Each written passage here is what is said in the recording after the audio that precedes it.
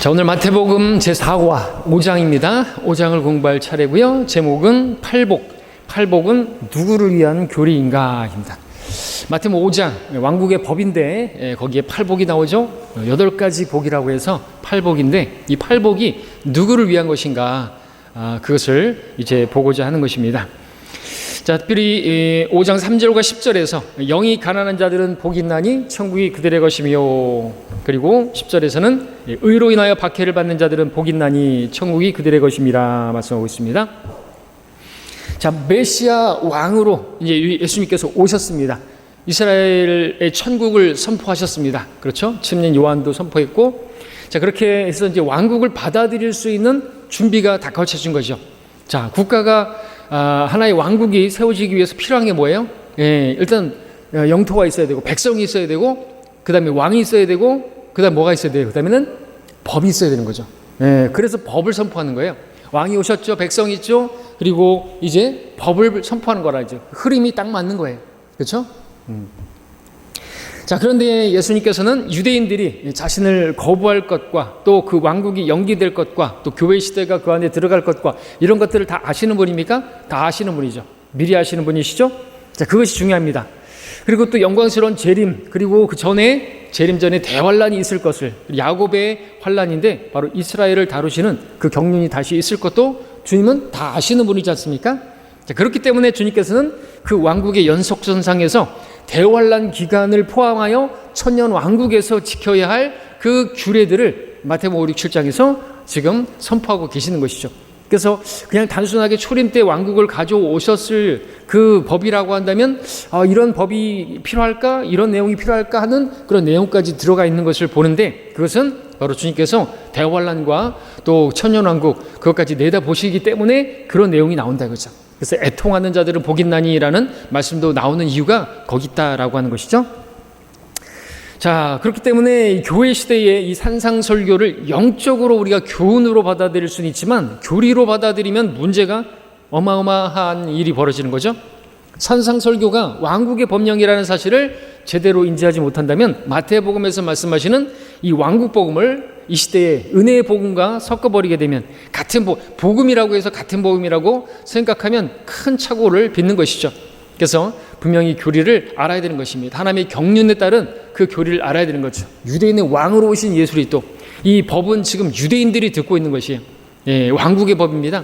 왕을 맞아야 될 백성들의 그 마음의 상태, 영적인 상태. 자, 그래서 팔복은 누구를 위한 교리인가 하면요, 마태복음 5, 6, 7장에서 말씀하신 산상설교, 그리고 소위 팔복으로 시작하는 주기도문, 황금률, 주기도문도 보십시오. 그것은 이제 대환란 때 실제적으로 그들이 기도해야 할 그런 내용이라는 거죠. 하나님께서 그들을 초자연적으로 광야에서 에돔 페트라에서 부양하지 않으시면 먹을 수가 없어요. 짐승의 표를 받지 못하면 먹고 살 수가 없어요. 매매가 안 돼요. 돈이 많다고 되는 게 아니에요. 그렇기 때문에 일용할 양식을 주옵시고, 이게 실제적인 기도라는 거죠. 악에서 지켜주십시오. 실제적인 악이 자기가 하나님이라고 그렇게 성전에 앉아있는 그런 상황에서 그 실제적인 기도라는 것, 지금 기도가 아니에요. 주기도문도 아니고 제자들이 해야 될 기도고, 이제 환란 때 문자적으로 그렇게 해야 될 것. 물론 우리가 영적으로 적용해서 주님께서 우리에게 먹을 것을 주시는 분이시니까 먹을 것을 주시라고 기도할 수도 있고, 이 세상에 마귀들이 있기 때문에, 사탄도 존재하기 때문에 우리가 하나님께서 보호해 주시라고 기도할 수는 있습니다. 그러나 교리적으로는 아니라는 거죠. 황금률도 마찬가지입니다. 마태복음 7장 12절에 황금률도 그 내용이 다분히 왕국의 백성들이 지켜야 할 내용이다라는 것이죠. 그리고 이런 것들을 지켜야만 왕국의 백성이 된다? 그러면은 우리는 누가 구원받을 수 있겠습니까? 없습니다. 그 내용들을 보면 더더욱더 그렇죠. 눈이 범죄하면 뽑아버리지 않으면 지옥에 던져지는데, 우리가 눈으로 범죄하지 않나요? 음욕을 품고 여인을 바라보면 가늠한 것이고, 형제를 미워하면 라카라 하고 어리석은 자라고 하면 심판에 던져지고, 우리 중에 구원받을 사람 어디 있어요? 다 우리 눈 뻗고 손 바르고 손발 다 자르고 있어야 되는데 왜 안 하는 거예요? 왜 안 하고 있냐, 그죠? 이걸 교리적으로 교회 시대의 하나님의 그러한 백성들에게 적용한다고 한다면 다 적용하라 이거예요. 근데 왜 손 안 뽑고, 왜 목사는 눈 안 뽑고, 왜 손 안 자르고 있냐, 그죠? 자기들 그렇게 의인이에요? 아니에요. 다윗도 의인 아니에요. 하나님께서 확실한 자비를 베풀어 주셔서 그가 확실한 자비를 베풀어 주셔서 구원을 받은 것이지 자신의 의로 구원받을 수 있는 사람은 아무도 없단 말이죠. 그죠? 이게 지금 율법이 지금 왕국의 그 율법보다 더한 의를 선포하시는데 그러한 그 5, 6, 7장을 지킬 수 있는 사람이 있다고요? 서기관 바리새인들보다 더한 높은 의인데 안 된단 말이죠. 근데 이걸 가지고 무슨 지켜야 되는 것처럼 교리인 것처럼 그리고 다 한다고 주기도문도 안 하면 이단이라고 그러고 그러면서 왜 눈을 안 뽑냐고요? 귀를 자르는 게 아니고 손발을 왜 안 자르냐고요? 그죠? 왜 안 하는 거예요? 그건 영적으로 적용하는 거예요? 자, 그래서 오늘날 대부분의 제도화된 교회들 이 말씀을 교회 시대의 교리로 적용하고 있는데 하지만 구약에서 예언된 메시아 왕이 탄생을 하고 2장에서 구약에서 예언된 왕국이 준비되어지는 3장 4장에서 그렇게 말씀하신 그런 가운데서 선포되어지는 설교이기 때문에 이 산상설교는 자연스럽게 왕국과 관련해서 그죠? 왕국의 관점에서 바라봐야 하는 게 당연한 거 아닙니까? 그렇죠? 왕국의 법이에요. 자, 그렇기 때문에 산상설교는 유대인들을 위한 교리가 되는 거예요. 그 내용은 마태복음에는요, 천국이라는 말이 33번 나옵니다. 산상설교에서 이 천국을 다루고 있는 거예요. 하나님 나라가 아닌 것입니다. 거듭나면 들어가는 하나님의 나라가 아닌 거예요. 천국과 하나님의 나라는 다른 것입니다. 유대인과 이방인과 하나님의 교회는 다른 것이에요. 시대가 대상이 나눠지는 것이죠. 다른 것은 같이 하는 것이에요. 구약과 신약이 다른 것처럼 구약의 율법으로 우리가 의롭게 될 수 없는 것, 그거 믿지는 제도화된 교회들도 다 알고 있지 않습니까? 구약과 신약으로 나눠져 있다는 거, 그죠? 율법으로 그것을 안 된다는 거 알고 있으면서도 거기다가 이 바리새인들처럼 교인들에게 그렇게 짐을 지우고 뭣도 해야 되고 줄 성수해야 되고 또 하나의 그런 율법을 만들어서 사람들의 전통, 장로들의 정통을 만들어서 협박하고 교회에 붙들어 매고 그러는 것이죠. 잘못된 것이죠. 자기들의 밥을 위해서, 밥통을 위해서. 자, 천국은 이 땅에 펼쳐질 실제적인 왕국이기 때문에요. 왕으로 오신 예수 그리스도께서 그 왕국의 법령을 선포하시는 건 당연한 거고요. 그 왕국의 선포라는 거죠. 법이에요. 이것을 세대주의적인 관점에서 보지 못하고 교회 시대의 교리로 적용하게 되면 많은 오류를 범하게 되고 구원을 확신할 수가 없는 것입니다. 오늘 죽어도 하늘나라 갈 수 있습니까? 아직까지 그 정도의 경지는 이르지 못했는데요. 당연하죠. 오늘 죽어도 하늘나라 갈 수 있는 확신을 어떻게 가져요? 장로교 교리로 의하면 죽어봐야 알죠. 창세전부터 하나님께서 나를 사랑하셔서 사랑받기 위해서 태어난 사람, 태초부터 시작된 하나님의 사랑은 그 노래 부르면서 태초부터 그전부터 영원전부터 그렇게 자기가 택함 받은 그런 사람이 죽어봐야 아는 거 아니에요? 그러니까 그 경지에 이를 수가 없죠. 오늘 죽어도 하늘나라 갈 수 있는 확신이 있습니까? 그 정도 경지는 어떻게 이르래? 너는 모자라가지고 그걸 확신할 수 있는데 이렇게 묻는 것이죠. 왜요? 절대로 죽었다 깨어나도 확신할 수 없는 거예요. 이 마태복음 5, 6, 7장을 교회 시대의 교리로 가져오면 역시나 구원을 확신할 수가 없는 거예요. 그렇잖아요? 어떻게 해요? 이거 눈도 안 뽑았는데 내가 그 전에 범죄했을 때 그 손 잘랐어야 되는데 내가 하지 않겠다고 하나님 앞에서 또 서원하고 그렇게 했는데 또 내가 또 그것을 손대고 담배 끊겠다고 했는데 또 담배 손대고 그럼 손 잘라야죠. 도박을 끊겠다고 했는데 또 도박에 손대고 끊어야죠. 잘라버려야죠. 그러면 지옥의 심판에 던져지는데 양심이 있지. 그러면서 자기가 하늘나라 갈 수 있다고 확신을 못하는 거예요. 그래서 자, 그 외가로 이번에 보니까 무엇보다 천국에서의 규례는 모세의 율법보다 더 엄격하기 때문에 이런 구절들을 교회 시대의 성도들에게 교리로 적용한다고 한다면 말이 안 되는 거죠. 마태복음 5장 18절, 20절, 22절, 29절, 30절 뭐예요? 손 잘라버리라 이거예요. 눈 뽑아버리라는 거예요. 그죠? 마태복음 5장 19절, 20절, 20 다 있는데 29절, 30절만 보더라도 오른쪽 눈이 너를 실족해 하거든 뽑아버리라 이거죠. 30절에서 내 오른손이 너를 실족해 하거든 잘라버리라 이거죠. 온몸이 지옥에 던져지는 것보다 낫다 이거예요.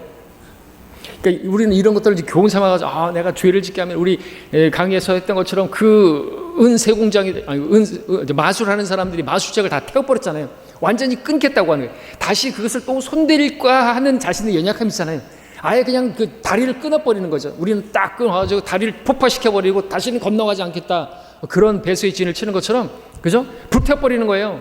다 불태워버리는 거예요. 이게 끊어버리는 거죠. 죄에 대해서 이렇게 회개하는 게 필요하다는 걸 보여주시, 우리가 교훈으로 얼마든지 얻을 수는 있죠. 근데 실질적으로 그렇게 해야만 하는 시대가 따로 있다라는 거죠. 그렇죠? 예. 우리 너무나 감사한 거죠. 예.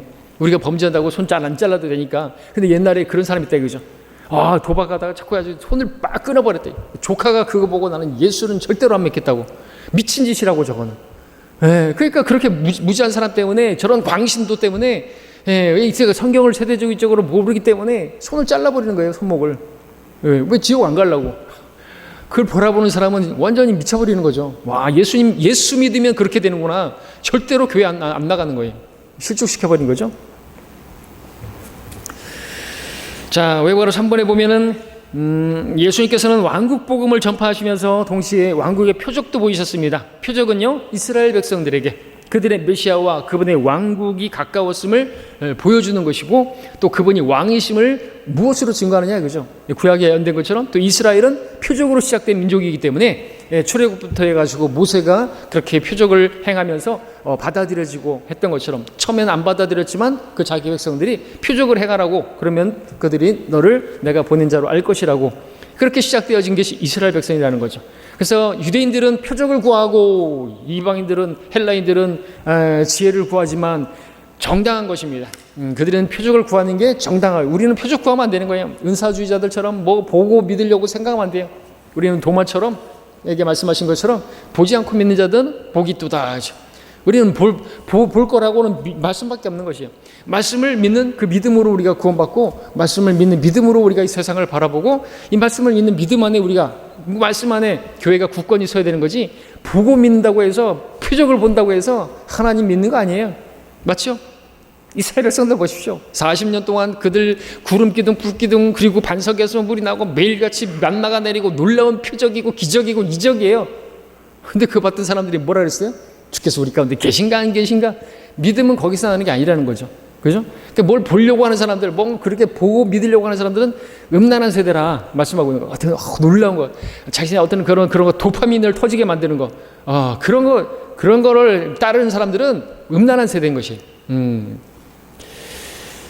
하나님께서 원치 않는 그런 사람이죠. 원하는 사람은 보지 않고 믿는, 믿음은 들음에서 하나님 말씀에 의해서니라 하죠.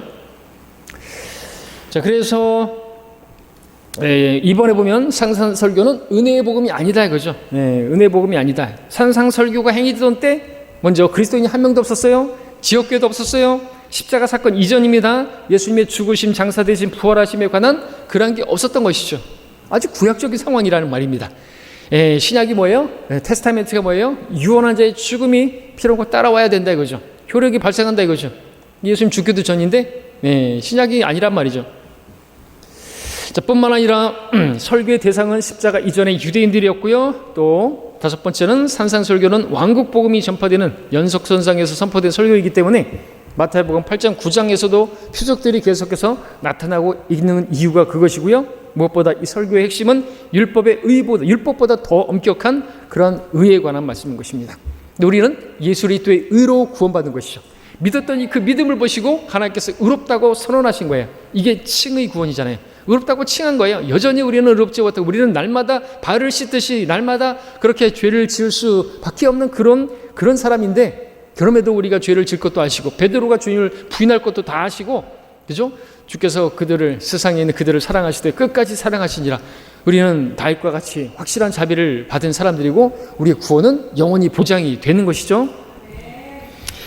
자, 따라서 산상설교는 유대인들이 그들에게 주어진 왕국에서 행해야 할 완전한 법령으로 천년왕국에서 뿐만 아니라 왕국이 임하기 직전인 대환란 기간에서 그 왕국으로 들어가기에 앞서 지켜야 하는 그러한 규례들, 그러한 율법들, 그 완전한 의, 그것을 포함하고 있는 것입니다.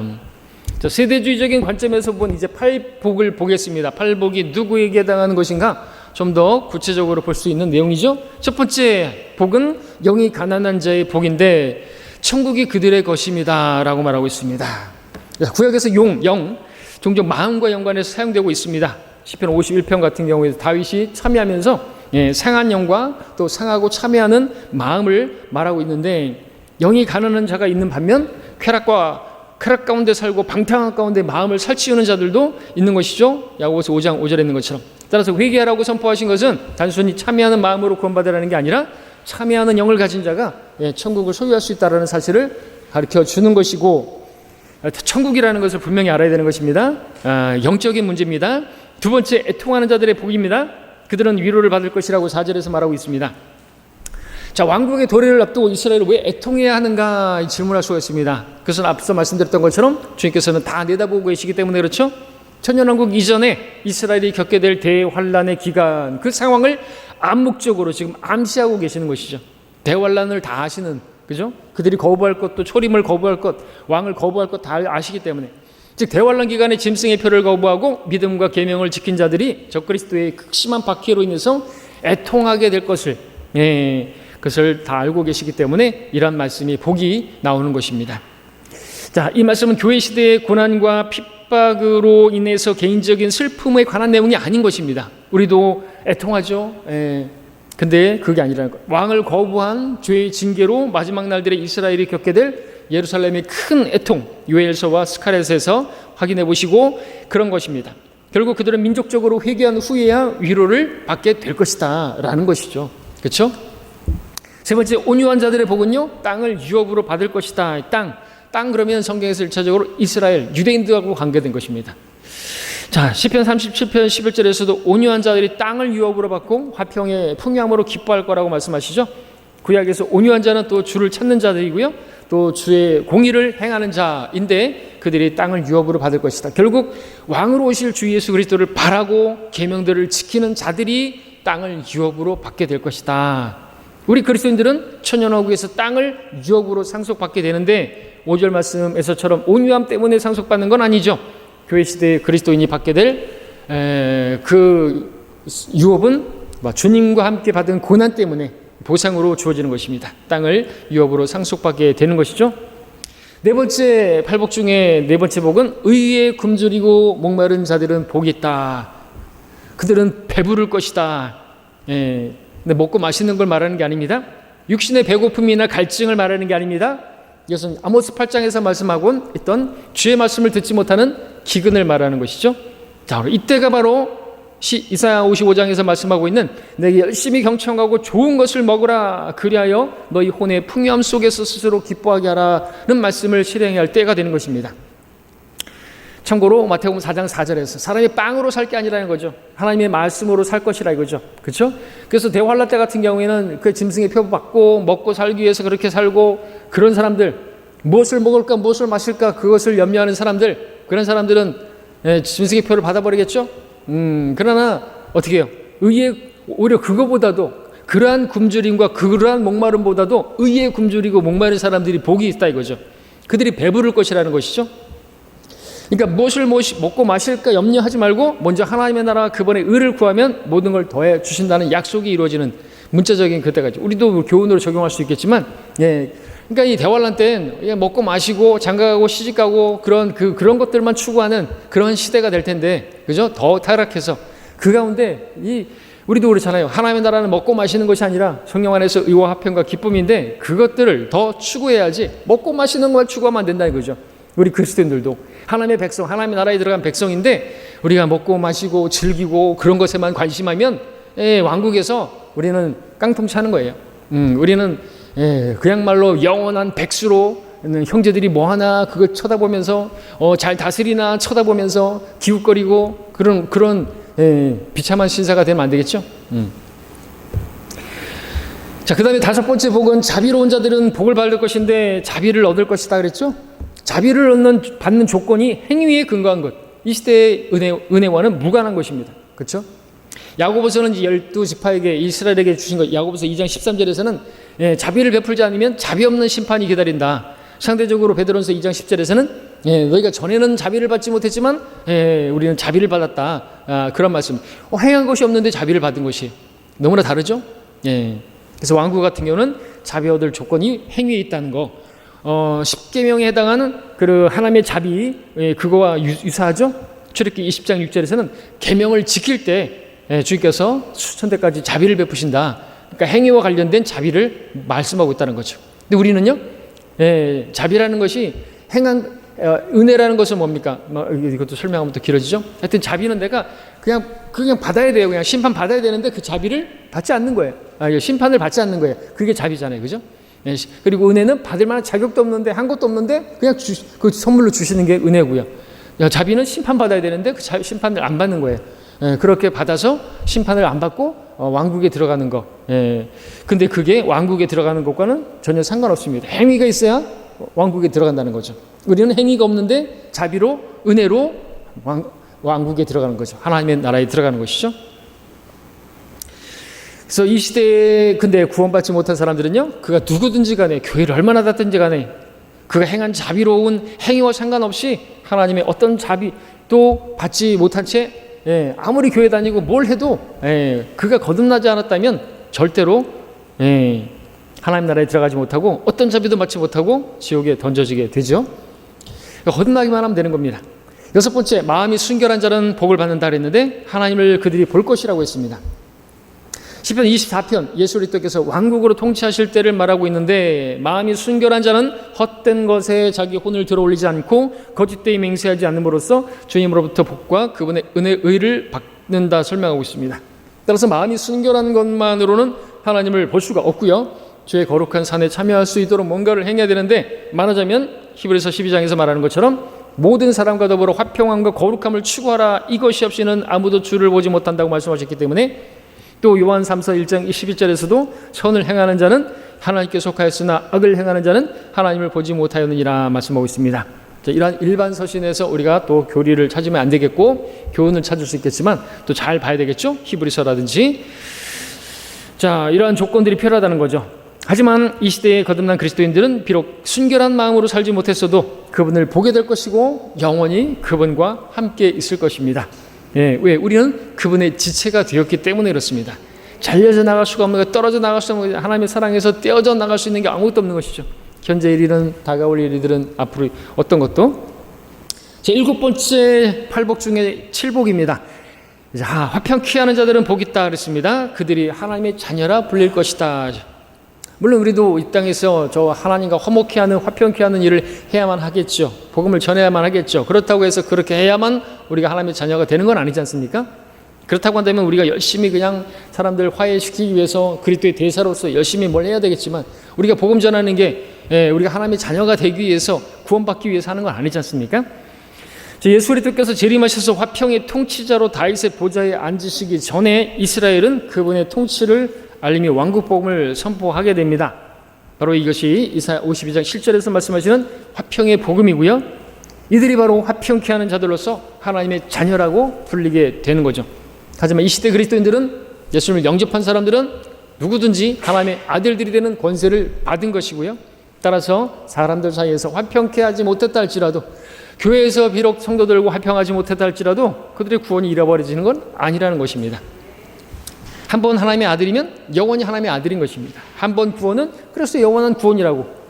근데 이렇게 말하면 이게 얼마나 은혜고 이게 얼마나 은혜의 말씀인데 막 달려들면서 막 개처럼 달려들면서 막 와와와와 되는데 절대로 그런 일이 없어야 되는 것처럼 그것은 죄를 조장하는 교리라고. 그러면 교회 안 다닐 거라고. 은혜를 모르는 것이죠. 은혜를. 그러면 막 죄를 지을 거라고요? 율법 아래 있지 않고 은혜 아래 있으니 우리가 죄를 지어도 된다는 말이냐? 결코 그럴 수 없느니라 말씀하고 있는데 은혜를 은혜로 알지 못하는 사람들이 그죠? 그러면 자기가 율법을 지키면서 그러면 죄 안 짓고 살 수 있나? 아니라는 거죠. 모르는 거예요, 그들이. 은혜가 뭔지 모르는데 은혜를 아는 사람들이 그 은혜를 무리에 새기는 사람들이나 그런 짓거리 하지, 그렇죠? 그래서 우리는 계속해서 하나님의 말씀으로 씻겨가지고 하나님의 은혜 가운데 강건하고 그 은혜가 우리를 다스리게 하고 그죠? 은혜의 굴림을 받는 그것이 정말로 진짜 강한 거 아닙니까? 그 은혜를 부모의 은혜를 아는 자녀가 탈선하지 않지 부모를 그냥 두려워하기만 하면 자녀는 탈선할 수 있어요. 그 은혜를 알아야죠. 은혜, 그죠? 그 은혜의 복음을 모르는 거예요. 자, 8번째입니다. 마지막으로 의로 인하여 박해를 받는 자들의 복이죠. 천국이 그들의 것입니다. 그랬습니다. 여기서 말하는 의, 율법의 의로서 이것을 행하고자 하는 자들에게는 반드시 박해가 뒤따릅니다. 따라서 인내하면서 끝까지 견딘 자들에게는 그 행위에 따른 보상으로 천국이 그들의 것이 되는 거죠. 자, 거듭난 그리스도인들도 의로 인해서 곧 예수 그리스도의 은혜의 복음을 전파하는 것 때문에 박해를 받습니다. 이것은 왕국의 율법의 의와는 다릅니다. 믿음에서 난 의를 전파하는 거죠. 믿기만 하면 의롭게 된다는. 근데 그것을 전하는 데 박해가 있습니다. 그러나 신약의 그리스도인들 이러한 박해를 끝까지 견딤으로써 구원을 유지하는 건 아닌 것입니다. 다만 인내로 박해를 견뎌냈을 때 보상으로 천년왕국에서 우리가 유업을 상속받아서 주님과 함께 통치하게 되는 그러한 영예를 누리게 되는 것이죠. 자, 그 다음에 보는 것은 왕국의 자녀에게 요구되는 조건들입니다. 조건이 있습니다. 그러면서 말씀하시는 것이 너희는 땅의 소금이라 13절에서 말씀하고 계시죠. 자, 이스라엘은 왕국, 곧 땅과 관련이 있는 그러한 백성입니다. 그래서 땅의 소금으로 불리는 것이죠. 그래서 그들의 행위에 따라 땅, 이 세상에서 복 또는 저주의 상태에 놓이게 되는 것입니다. 따라서 부패를 방지해야 할 그들이 맛을 잃고 부패하게 되면 내버려지게 되고 이방인들에게 밟히게 되는 거예요. 그래서 그들이 이방인들에게 그 이방인들의 때라고 하는 그 말씀처럼, 누가복음 말씀처럼 계속해서 짓밟히게 된 거죠. 그리고 대환란 때에도 보면 그 42달 동안 이방인들에게 짓밟힐 거라고 했죠. 그들이 맛을 잃어버렸기 때문에 그래요. 주님께서 예언하신 그대로 이방인들에게 계속 짓밟히는 홀로코스트가 되고, 그래 디아스포라가 돼가지고 그들이 계속해서 이방인들에게 히틀러에 의해서 짓밟히게 되고, 그건 그들의 예언, 그들이 그대로 한 것이죠. 카이사 외에는 우리에게는 왕이 없습니다. 그 피를 우리에게 돌리소서. 무서운 말을 했던 거죠. 아멘. 그대로 하나님께서 갚아주신 것이죠. 자, 이스라엘은 하나님의 계명을 지키지 않고 주 앞에 올바르게 행하지 않음으로써 이방인들에게 무수히 짓밟혔습니다. 이런 대환란 기간에도 반복될 것입니다. 계시록 12장 2절에서 42달 동안 이방인들에게 짓밟히리라. 끝까지 그렇게 밟히는 거죠. 다만 그들이 온전히 회개하고 메시아께로 돌아와서 온전한 왕국 백성이 되면 그때 세상 민족들은 그들로 인해서 복을 받게 됩니다. 아브라함의 언약이죠. 민족 중에 우두머리가 되고요. 복의 그야말로 통로가 되는 거죠. 하지만 교회는 결코 땅의 소금이 될 수가 없는 것입니다. 교회는 부패한 세상을 변화시키는 게 아니라는 거죠. 아무리 정치적인 설교를 하고 나가서 광화문에서 떠든다고 해서 세상은 변화되지 않습니다. 세상을 위해서 주님도 기도하지 않으셨습니다. 성별을 통해서 우리는 분리하는 거예요. 그죠? 그리고 우리는 결국 성별할 것입니다. 완전한 성별할 것입니다. 주님께서 오시면 이리로 올라오너라. 그러면서 우리는 세상을 떠나서 완전히 분리될 사람들이에요. 그렇죠? 그래서 우리는 분리하는 것이 이 땅에 있는 동안에 해야 할 일이지 변화시키기 위해서 뭐 그런 게 아니라는 거죠. 저 하나님의 세움교회, 무슨 뜻인가 했더니 세상을 움직이는 교회, 세상을 변화시키는 교회. 지혜가 없으니까 무천년주의 교회니까 그런 교회 이름도 붙이는 거겠죠. 하지만 소금으로 맛을 내듯이 적합한 말을 함으로써 지체들을 세워주고, 그죠? 은혜가 넘치게 해야 하는 것은 우리가 맞죠. 비속하고 허황된 말장난으로 주변 사람들 눈살을 찌푸리게 해서는 안 되겠죠. 디모데후서 2장 16절에서 그러한 말들은 종책처럼 퍼져나가고, 그것은 뭐예요? 그냥 농담하지 말라는 게 아니에요. 허황된 몽동, 제가 수련회 때 뭐 그런 세계에서 가장 작은 그 바다는 에게해, 이런 농담을 말하는 게 아니에요. 이거는 허황된 말이 아닌 거예요. 그 분맥은 뭐예요? 이미 부활이 이루어졌다고, 영적인 부활을 이야기하고 그런 말들을 하지 말라는 거죠. 그것은 불경건에 이르게 하는 것이고, 그것은 비속한 말들이고 비성경적인 말이고, 그게 잘못됐다는 그런 것이죠. 이제 이런 말 때문에 혹시 광주 목사는 너무나 헛된 말들을 많이 하고 그러면 안 되는 거예요. 그죠? 강의 분위기를 환기시키기 위해서, 그죠? 예배당 분위기도, 예배당 환기도 환기시키는 것이 필요한 것처럼 강의도 분위기가 환기가 되어야 하기 때문에 위트 있는 그러한 내용들로 그렇게 할 필요는 있는 것이에요. 지혜로운 것이죠. 그렇게 해야 되는 거예요. 이성 목사님께서도 그렇게 해서 그렇게 많이 하시잖아요. 위트 있는 농담도 막 가끔 가다 이렇게 쓰시면서 그렇게 성도들을 깨우면서 그렇게 설교하시고 강의하시고 그랬습니다. 자, 너희는 세상의 빛이라 14절 16절. 산 위에 있는 성읍, 주님께서 다스릴 성읍으로서 모든 이에게 드러나는 것을 보여주시죠. 완전한 의로 다스릴 왕국에서 이방인들은 그분의 통치 빛 아래에서 주님께 영광 돌리게 될 것입니다. 그러므로 이스라엘 백성들은 세상의 빛으로서 그들의 선행을 나타보내야 하고, 그 빛을 본 사람들로 하여금 하늘에 계신 그들의 아버지께 영광을 돌리게 해야 된다. 우리에게도 당연히 이것은 영적으로 적용이 가능하죠. 교리적으로까지 적용할 수도 있겠다. 그러나 결과는 다르겠지만 우리는 그렇게 해서 왕국의 백성이 되는 거 아니고요.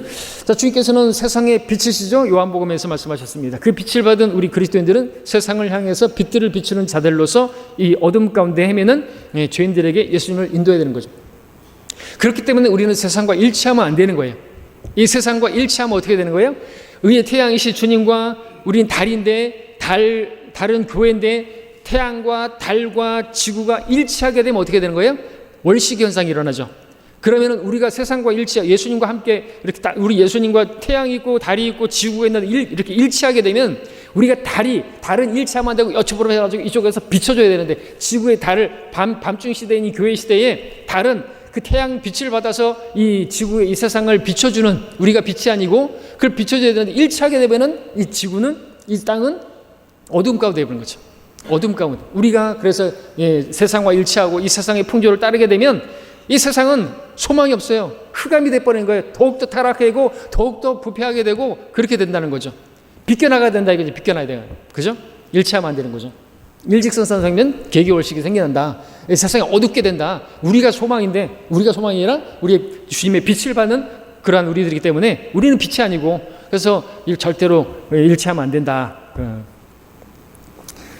그것을 우리가 알 수 있죠. 그래서 예수님을 인도해야 되는 것입니다. 자, 그 다음에 천국에서 큰 사람 17절부터 19절까지 나옵니다.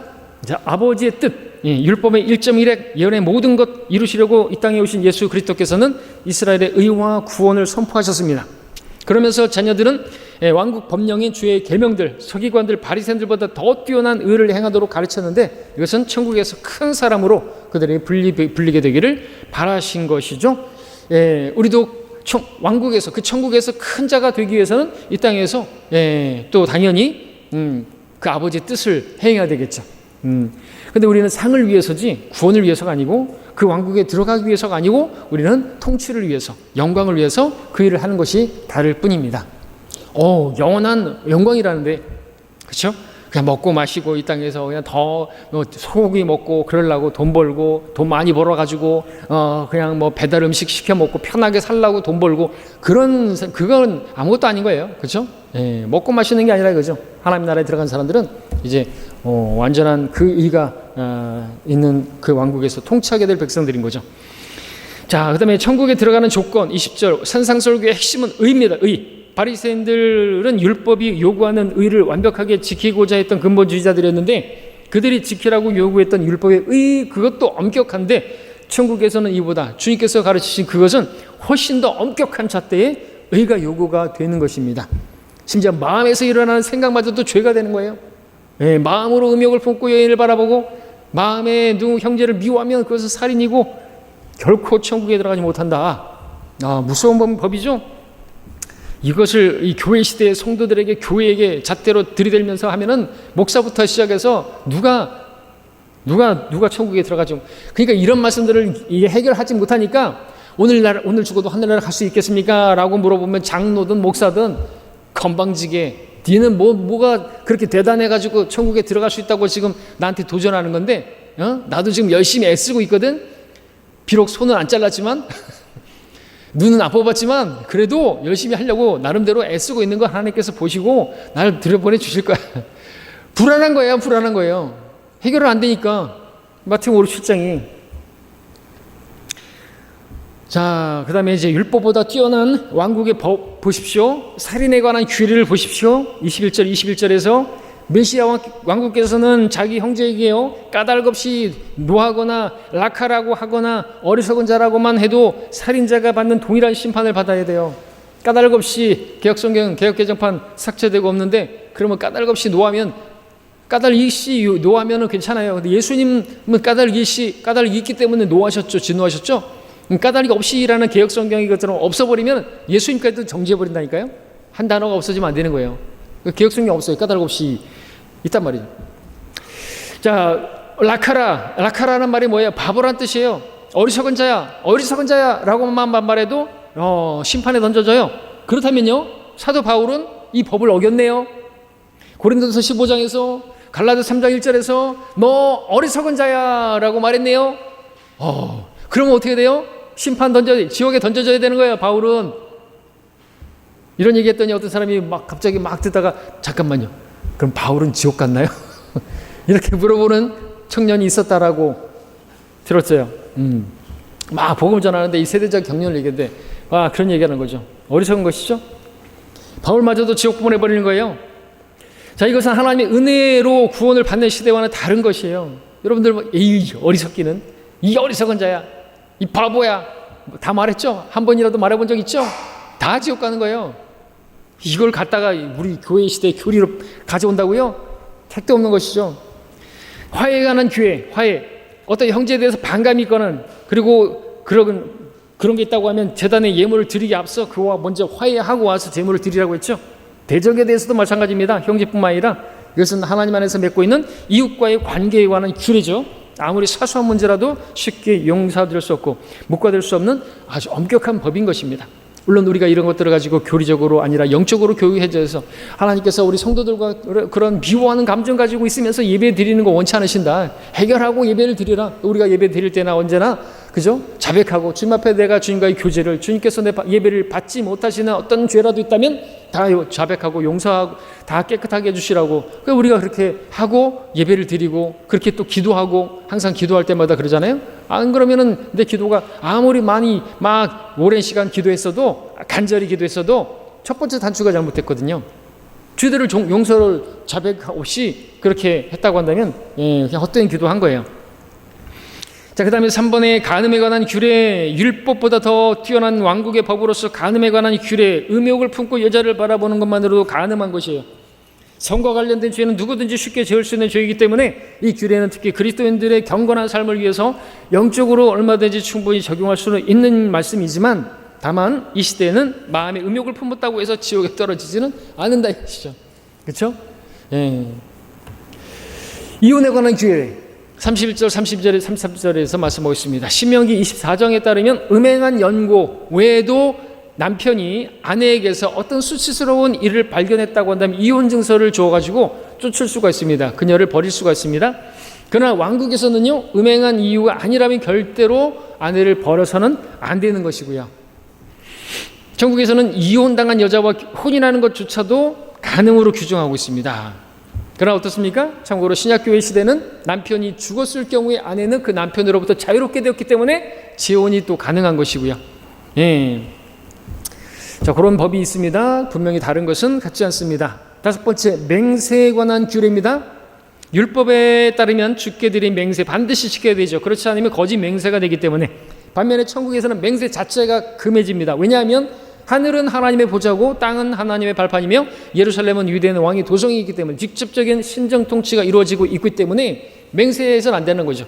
또 뭐 주를 알라고 가르치셔도 안 되는 것이고, 그죠? 왜? 주님께서 지금 계시고이기 때문에 어디다가 맹세할 게 아니에요. 그래서 왕국은 예나 아니오나 그 이상의 말은 악으로 규정되는 것입니다. 그런 것이 다르고요. 그래서 여러분들 지금은 뭐 서원할 수 있어요. 그렇다고 해가지고 뭐 서원을 지키지 않았다고 해서 다리 몽둥이 부러지고 뭐 심판받고 그런 거 아닌 것입니다. 자, 그 다음에 용서에 관한 규례. 율법은 악에 관한 한 그대로 응징하는 것을 말씀하고 계시죠. 율법에서는 어떻게 해요? 악에 관해서 그대로 응징하라고. 눈에는 눈이다. 눈을 다치게 했으면 똑같이 눈을 다치게 하고, 내 다리를 다리 몽둥이를 부러뜨렸다 그러면 똑같이 다리 몽둥이를 부러뜨리고, 눈에는 눈, 이는 이는 이. 근데 어떻습니까? 왕국법은 악에 저항하지 말라 이거죠. 오른밤 맞았어? 왼밤도 돌려대. 부당한 요구라 해도 들어주고, 구하거나 빌고자 하는 손을 거두지 말고 주라고. 이러한 명령입니다. 이 시대 우리도 이것을 지킬 수 있다고 한다면, 행할 수 있다고 한다면, 그러한 선한 행실을 통해서 그 원수가 마음이 열리고 그 머리에 뜨거운 숯불을 삭게 되고, 그죠? 지옥가라는 말은 아니고 그가 부끄럽게 되고 그가 구원받을 수 있지 않겠냐라는 거죠. 교훈을 받을 수 있지만 법이 높은 수준의 법이라는 거죠. 그 다음에 왕국의 법은 이처럼 자신에게 엄격한 잣대를 요구하는 반면 다른 사람의 잘못에 대해서는 관대하게 그렇게 행하라는 지침을 주고 있습니다. 이것은 비록 로마서 12장에서 우리가 또 원수가 줄이거든 먹을 것을 주고 우리 선으로 악을 이기라고 하는 그런 말씀을 우리에게도 주고 계시기 때문에 우리도 이렇게 해야 되는 게 맞죠. 그렇게 함으로써 그 원수의 이마에 숯불을 쌓게 만들고, 역시나 그래서 교리적으로 지옥 가라는 것. 근데 그가 막 부끄러워지고 얼굴이 뜨거워지면서 자신을 돌아보면서 회개하기를 바라는 그런 마음에서 우리가 그러한 선한 행실을 하는 게 필요하다는 거죠. 자, 하지만 그리스도인들은 주님의 보혈로 이 죄들이 용서받았기 때문에 누구를 용서하지 않았다고 해서 구원을 잃어버리지는 않는 거 아니겠습니까? 그래서 용서에 관한 규례도 천국에서의 그 규례는 너무나 높은 기준이다. 마지막으로 사랑에 관한 규례입니다. 자, 사랑할 대상에 대한 율법의 규정은 분명합니다. 이웃을 사랑하고 원수를 미워하라. 이게 율법이에요. 하지만 천국에서는 이웃뿐만 아니라 원수까지도 사랑해야 돼요. 심지어는 저주하는 자들을 축복해야 되고요. 선하게 대해줘야 되고요. 그들을 위해서 기도해야 돼요. 이게 왕국의 법이라는 거죠. 자, 온전하라는 말씀이 나오는데 노아에게 처음 사용된 것으로서 죄가 없는 완전한 상태를 의미하지 않습니다. 그것은 문맥적으로 어떤 요구를 충족시키는 온전함을 말하는 것이에요. 이 규례는 하늘에 계신 아버지께서 태양을 비추시고 비를 내리실 때 모두에게 똑같이 주시는 것 같은 맥락에서 온전하라라고 하는 그런 의미의 명령이 되는 것입니다. 따라서 자신에게 악하게 대하는 자들에게도 사랑하고 친절하고 기도하고 선으로 악을 갚는 행위로 온전해져야 하는 것을 말하는 것이죠. 자, 이것을 행하지 않으면 하나님의 자녀가 될 수 없다는 것이 왕국의 법이다라는 것입니다. 그러나 우리는 이것도 우리가 지켜야 하고 행할 수 있다면 행해야 되겠죠. 예, 주님처럼 주님같이 주님의 뒤를 따르는 우리들이라고 한다면 행해야 되겠지만 그렇지 못했다고 해서 막 정죄받고 나 지옥 갈까봐 나는 구원의 확신을 잃어버리고 그럴 필요는 전혀 없다라는 거죠. 잘 못했다고 한다면 자백하고 우리가 동일하게 정말 이렇게 온전하게 나를 사랑하는 사람들만 사랑하는 게 아니라 교회 안에서도 나를 미워하는 사람들도 사랑하고 주님께서 나 같은 자도 사랑하셨기 때문에 그저 그렇게 사랑하고 그런 것은 우리가 할 수 있지 않습니까? 주님이 내 안에 사신다고 한다면 우리 육신으로 할 수 없지만 그런데 그렇게 살지 못했다고 해서 우리가 심판받고 천국에 들어가지 못하고 그런 거는 아니다. 왜냐하면 이 말씀들은 유대인들에게 왕국을 들어가기에 앞서 왕을 맞이해야 될 백성들이 지켜야 할 규례이기 때문이다라는 것입니다. 예, 여기까지 하겠습니다.